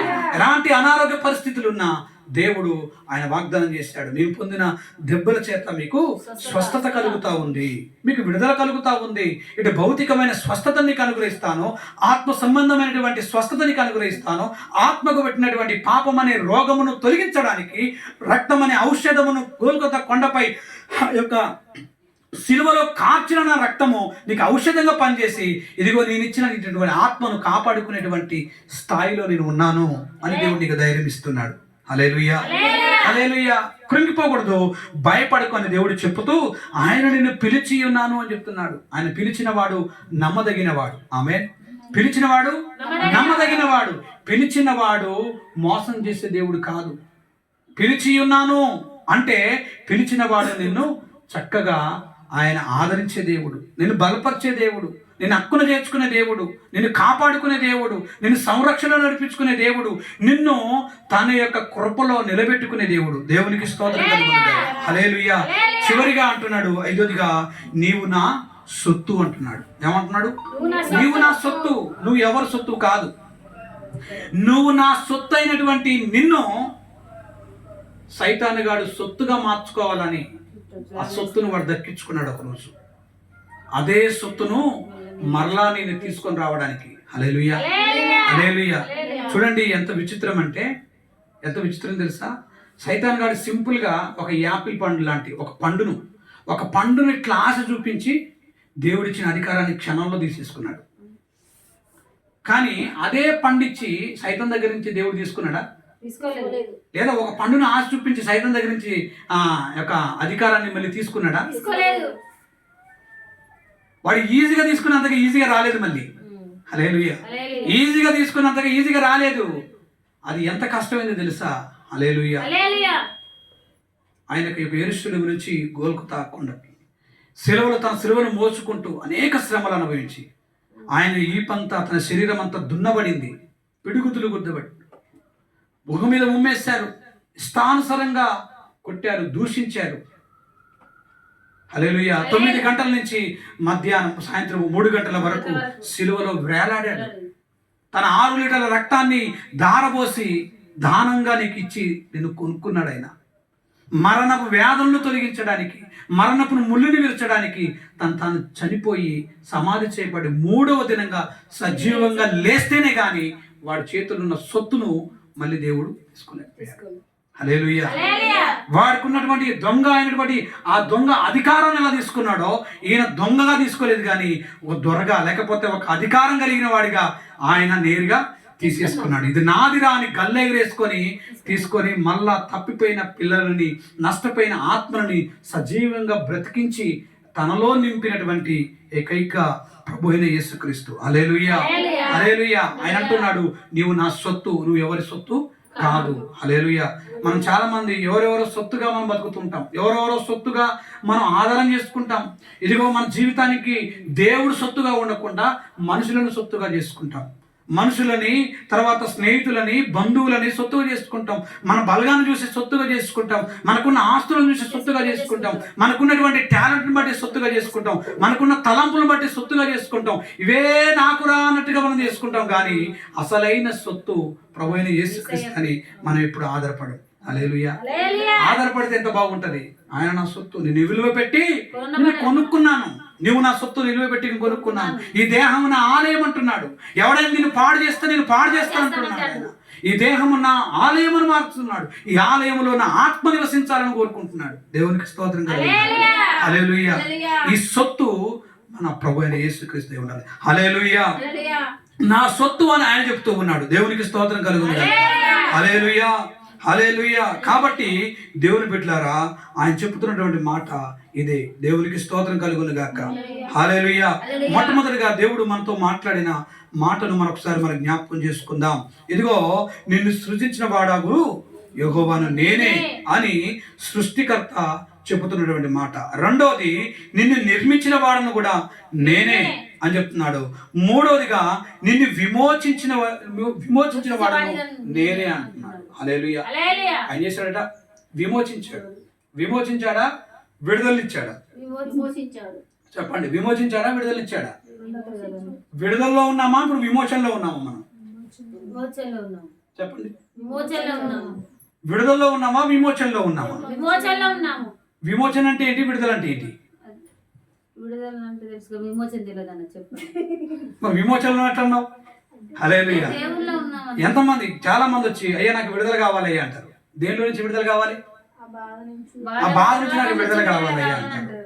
తర్వాత కొంతమంది ఏమంటారు, అయ్యో నాకు మొత్తం పానం మొత్తం గాయం అవుతుంది, మరి ఏదో అపవాదులు ఉన్నట్టుంది, శిఖశక్తులు ఉన్నట్టుంది, అయ్యా నాకేం కావాలి? విడుదల కావాలి అంటారు. హల్లెలూయా. ఎవరు వచ్చి విడుదల కావాలని కోరుకుంటారు, కానీ నేను విమోచింపబడాలయ్యా నా కొరకు ప్రార్థన చేయంటారు ఎవరన్నా? మనం అంత స్థాయికి రాలేదు. దేవుడేమో విమోచించాలనుకుంటున్నాడు, మనమేమో విడుదల పొందుకుంటూ చేయాలనుకుంటున్నాం మనం. హల్లెలూయా. మనం విడుదల పొందుకోవాలనుకుంటున్నామో, దేవుడేమో విమోచించాలనుకుంటున్నాడు. హల్లెలూయా. విడుదల అంటే ఇప్పుడు ఎగ్జాంపుల్గా ఒక వ్యక్తి ఇంకొక వ్యక్తిని హత్య చేశాడు, లేకపోతే ఒక వ్యక్తి ఒక ఇంట్లో దొంగతనం చేశాడు, ఒక వ్యక్తి ఇంకొకరికి అన్యాయం చేశాడు. ఈ అన్యాయాన్ని బట్టి, ఈ నరహత్యని బట్టి, దొంగతనాన్ని బట్టి పోలీస్ స్టేషన్లో ఏమవుతుంది, దానికి కేసు అవుతుంది. కేసును బట్టి ఒకవేళ నరంతకుడైతే ఎన్ని సంవత్సరాలు? ఒక 14 సంవత్సరాలు శిక్ష పడుతుంది. ఇప్పుడు ఎక్కడ ఉంటాడు ఆయన? జైల్లో ఉంటాడు. ఎన్ని సంవత్సరాలు ఉంటాడు? 14 సంవత్సరాల తర్వాత ఏమవుతాడు? ఏమవుతాడు? విడుదల పొందాడరా అంటాడు. ఇప్పుడు విడుదల పొందినోడు మళ్ళీ అదే పని చేసి మళ్ళీ అందులో పోయే అవకాశం ఉంది. విడుదల పొందుకున్నాడు మళ్ళీ అదే చేసి అందుకు పోయే అవకాశం ఉన్నది లేదా అని? ఒక్కసారి జైలు పోయిన అడుగు, నువ్వు ఏమంటాడు? జైలు పోయిన అడుగు, విడుదల పొందుకున్నాడు, ఒరే 14 సంవత్సరాలు జైలు వచ్చిన పోతే మళ్ళీ 14 నేను చేసి పెడతా అంటాడు. అంటే విడుదల పొందుకునే యొక్క ధైర్యం ఏంటి అంటే, విడుదల పొందుకున్నాను కాబట్టి మళ్ళీ చేయడానికి అవకాశం ఉంటుంది. విడుదల పొందుకున్నాడు మళ్ళీ చేస్తాడు. దేవుని దగ్గరికి వచ్చిన తర్వాత, అమ్మా నువ్వు విడుదల పొందుకోవాలంటే అన్ని నేను విడిచిపెట్టాను అయ్యా. త్రాగుడు విడిచిపెట్టాను, విడుదల పొందుకున్నాను. తర్వాత చెడు కార్యాల నుంచి విడుదల పొందుకున్నాను. విడుదల పొందుకున్నోని యొక్క జీవితం ఏంటంటే, వదులుకున్నోడు ఎల్లా వదులుకుంటాడు, మరలా దాన్ని కుదిలేసినప్పుడు మళ్ళీ తెచ్చుకుంటాడు. కుదిలేసినప్పుడు ఏం చేస్తాడు? విడిచిపెట్టిన విడుదల పొందుకున్న దాన్ని మళ్ళీ తెచ్చుకునే అవకాశం ఉంది. హల్లెలూయా. తెచ్చుకునే అవకాశం ఉందా లేదా? దీన్ని విడుదల. కానీ విమోచన ఏంటో తెలుసా? విమోచన అంటే ఏంటో తెలుసా? నాకు ఒక బర్రె ఉంది అనుకోండి, అర్థమవుతుందా? నాకు ఒక బర్రె ఉంది, చక్కటి మంచి బర్రె ఉంది. ఇప్పుడు అది మంచి చక్కగా పాలు ఇవ్వడంత స్థాయి మంచిగా ఉంది. రెండోది ఏంటి అంటే, ఇప్పుడు నాకు అవసరం కాబట్టి నేను అమ్మాలి దాన్ని. ఎక్కడికి వెళ్ళాలి? నేను సంతకెళ్ళి ఆడకు నిలబడితే కొనుక్కునే వాళ్ళు అంగట్లో చాలా మంది వస్తారు. అయ్యా ఈ బర్రె ఎంత అయ్యా అని అంటారు, ఇది ఎంత అని అడుగుతారు. ఓ 50,000 60,000 బేరం ఆడుకుంటాం. బేరం ఆడుకున్న తర్వాత ఆడికి నేను బర్రెని ఇచ్చేసి ఆ 50,000 నేను తీసుకుంటా. ఇప్పుడు ఏమైంది? ఈ బర్రె ఏమైపోయింది? ఆయనకు అమ్మబడింది. ఇప్పుడు నాకు డబ్బు నా సొత్తు అయిపోయింది. ఇప్పుడు నాకు బర్రెపై అధికారం ఉంటుందా? ఉంటుందండి. నేను విమోచించుకున్నాను. ఎందులోంచి? నాకు పైసలు ఇచ్చి నేను విమోచించుకున్నాను. ఆ బర్రె వాల్యూ ఒక 60,000 రూపాయలని నేను తీసుకున్నాను. 60,000 నాకు వచ్చింది. ఇక బర్రె నీదే. హల్లెలూయా. 6 నెలల కానించి నేను పెంచి పోషించాను, తౌడేశాను, గడ్డేశాను, అన్ని వేసాను. ఒకవేళ దారి తప్పి ఇంటికి వచ్చినా ఏం చేయాలి? తీసుకుని పోతాడు. మాయగారు ఉన్ని 6 నెలల కాంచి అల్లారం ముద్ర పెంచుకున్నా, ఉన్ని నా దగ్గర అంటే ఉంచుతాడా? చూడు, అది విమోచింపబడింది. క్రయధనంగా విమోచింపబడింది. అది ఇక నీ సొత్తు కాదు. అది ఎవరి సొత్తు? కొన్నోడి సొత్తు. హల్లెలూయా. అమ్మినోడి సొత్తు కాదు. హల్లెలూయా. అమ్మినోడి సొత్తు కాదు అది. బర్రె నీదైనా నువ్వు అమ్ముకున్నావు కాబట్టి, క్రయధనముగా నీకు డబ్బు వచ్చింది కాబట్టి అది ఏమైపోయింది? విమోచింపబడింది. నువ్వు డబ్బు విమోచింపబడింది. అది నీ సొత్తు కాదు. అదిగా. హల్లెలూయా. విమోచింపబడిన తర్వాత ఇప్పుడు ఆయన సొత్తది. ఇప్పుడు మనం కూడా అపవాదిగాని చేతుల్లో ఉన్నటువంటి మనల్ని దేవుడు తన స్వరక్తం ఇచ్చి మనల్ని ఏం చేసుకున్నాడు? విమోచించుకున్నాడు. విడుదల కాదు.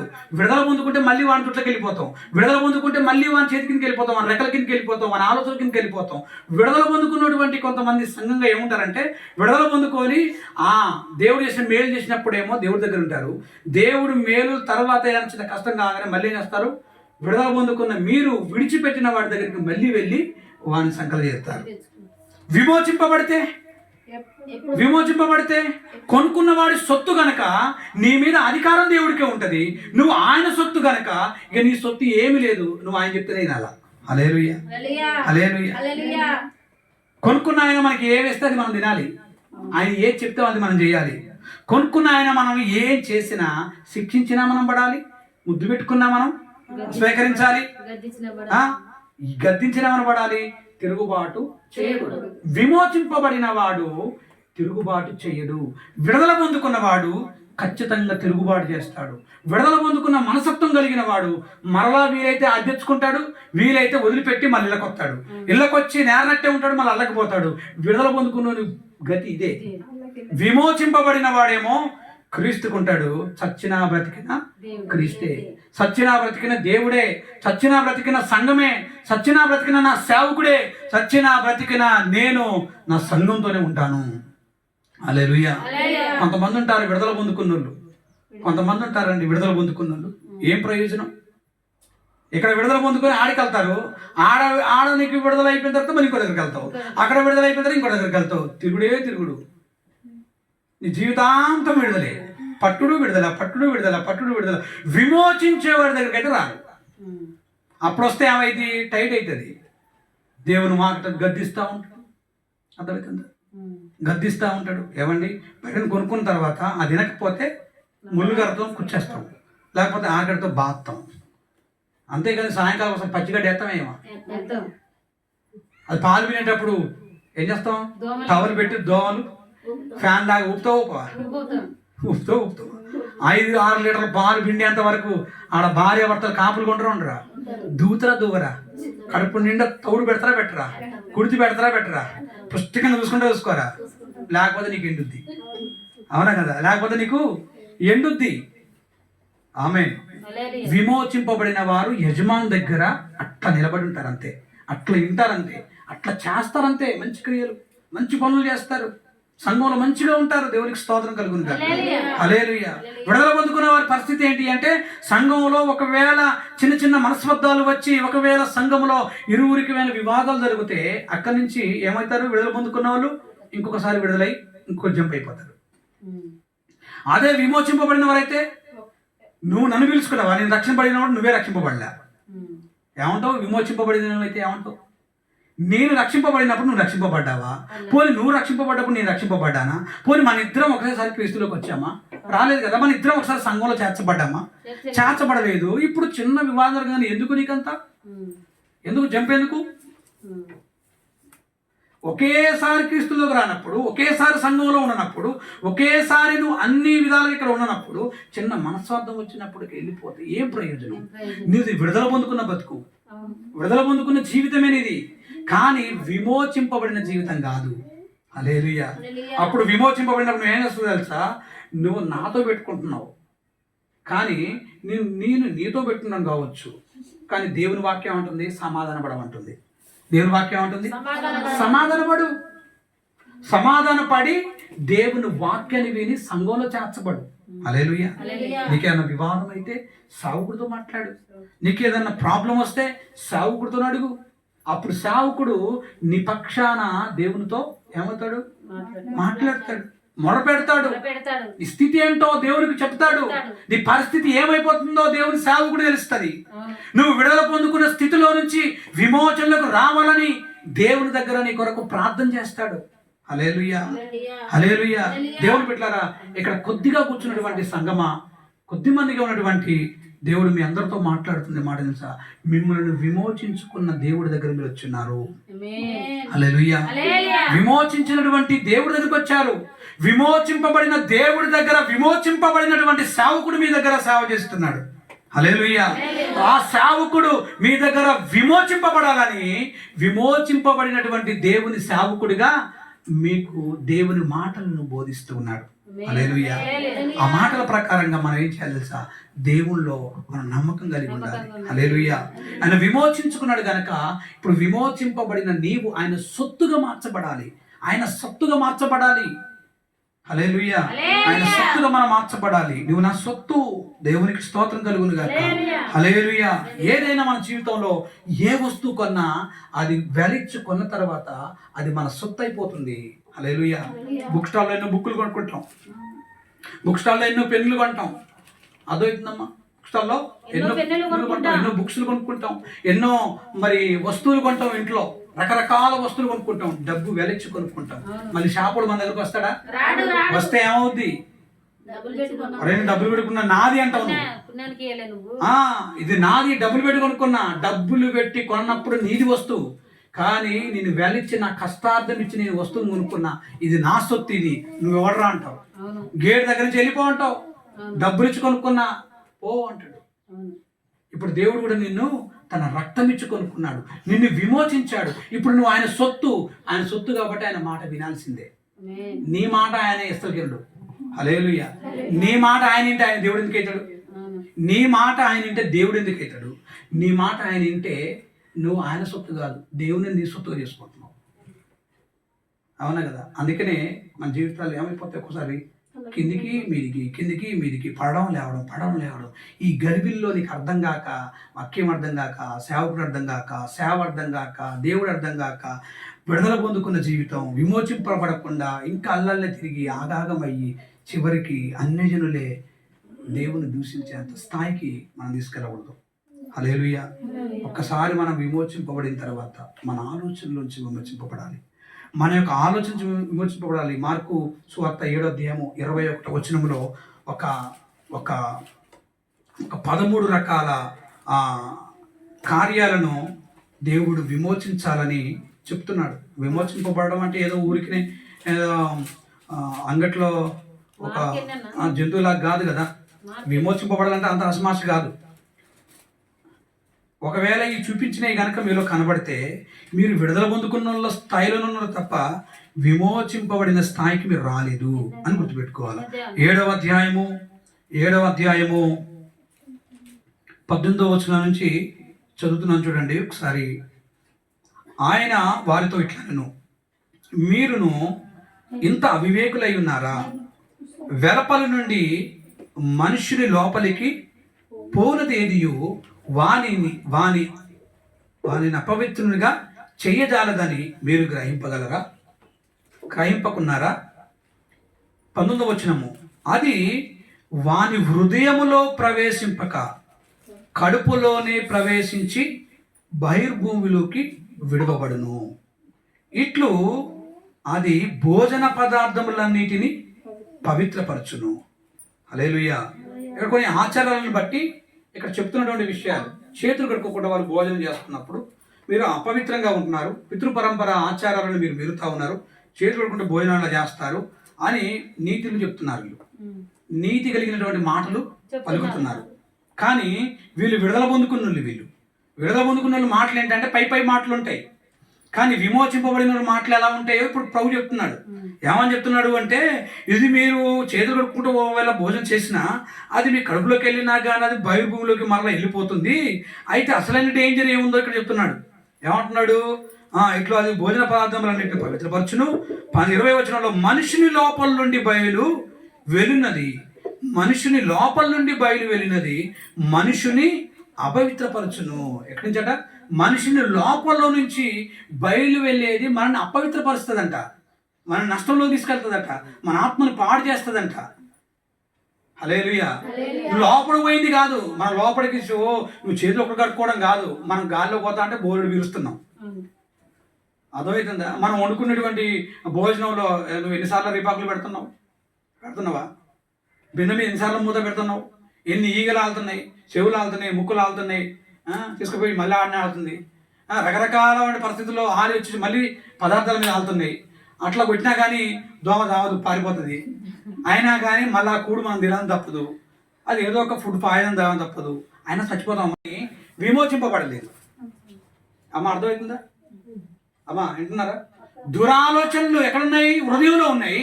వాటిలో నుంచి మనం విడుదల పొందుకుంటున్నాం కానీ విమోచింపబడతలేదు. అమ్మా అర్థం చేసుకుంటున్నారా? దురాలోచన ఎక్కడున్నాయి? హృదయంలో ఉన్నాయి. ఈ దురాలోచనలు అట్లా బంద్ చేసుకుంటున్నాం, విడుదల పొందుకుంటున్నాం, దూరం అయిపోతున్నాం, విడిచిపెట్టి వస్తున్నాం. మళ్ళీ ఆలోచన వచ్చినప్పుడు మళ్ళీ తెచ్చుకుంటున్నాం, పోయి విడుదల పొందుకునే స్థితిలో ఉన్నాం. విమోచింపబడితే హల్లెలూయా. దరిదాపులోకి రావు, సచ్చినంతతో కానీ దురాశను రానియవు. హల్లెలూయా. హృదయంలో ఏమి ఉన్నాయి చూడండి. అంటే దురాలోచనలు 1, 2 జారత్వము, 3 దొంగతనాలు, 4 నరహత్యలు, 5 వ్యభిచారములు, 6 లోభములు, 7 చెడుతనములు, 8 కృత్రిమములు, 9 కామ వికారములు, 10 మత్సరములు, 11 దేవదూషణలు, 12 అహంభావము, 13 అవివేకము వచ్చును.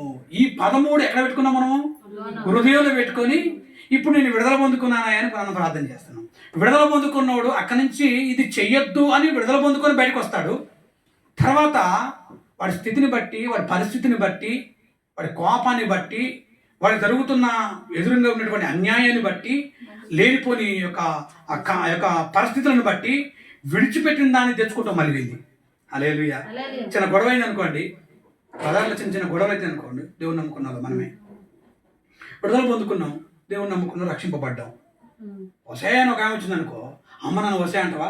విడిచిపెట్టి వచ్చిన కదా నేను, విడుదల పొందుకునే కదా, విడుదల పొందుకొని ఏసు దగ్గరికి వచ్చిన కదా, విడిచిపెట్టి నేను నేర్చుకుంటా. ఏసు ప్రభు కొంచెం నువ్వు ఆడాగు, నువ్వు కూసో అని వెళ్ళిపోయి దురాలోచన పట్టుకొచ్చుకొని నీళ్ళు కాలిపోవు. ఏమంటాం? నీ తడగల మన్ను పోయి అంటాం, నీ ఇంటి మీద దుమ్ము పోయి అంటాం. తర్వాత ఏమంటాం? పోతే నాకు ఎట్లా నీళ్ళు లేదు, నీళ్ళు కూలిపోవాలంటాం, నువ్వు ఎట్లా చనిపోవాలంటావు. ఇవన్నీ ఎక్కడి? ఏసు బాప్తిసం తీసుకున్నప్పుడు విడిచిపెట్టి వచ్చినావు. ఇప్పుడు ఎదుటోడు వచ్చి నేను తిడతా ఉంటే నేను అన్న రోషం కలిగి తిట్టుకున్నా, నాకు శివుని ఎత్తుడు లేదా? నాకు తిట్టడానికి నాకు ఎందుకు లేవు? విడిచిపెట్టి వచ్చి నీకు కొన్ని ఉన్నాయి కదా, 13 ఉన్నాయి కదా, అల్లో ఒకటి తెచ్చుకుంటాను, ఒకటి తెచ్చుకున్నావు. తెచ్చుకొని ఇక జంపుగా కొట్టుడే కొట్టుడు. హల్లెలూయా. చివరికి వెళ్ళి రక్తం గారేంత వరకు కొట్టుడే కొట్టుడు. హల్లెలూయా. అందరు పారిపోవాల్సిందే. పారిపోవడం అంటే ఆడికి జన్మల మళ్ళీ వేసుకుని నమ్ముకోదురా నాయన. పొరపాటున కూడా నమ్ముకోవద్దు. వీళ్ళ స్థితి ఎట్లుంది, మమ్మల్ని మరి ఎత్తరు. ఆ స్థాయిని తీసుకొచ్చేది ఎవరంటే విడుదల పొందుకొని మళ్ళీ పోయి తెచ్చుకునేవాళ్ళు. విమోచన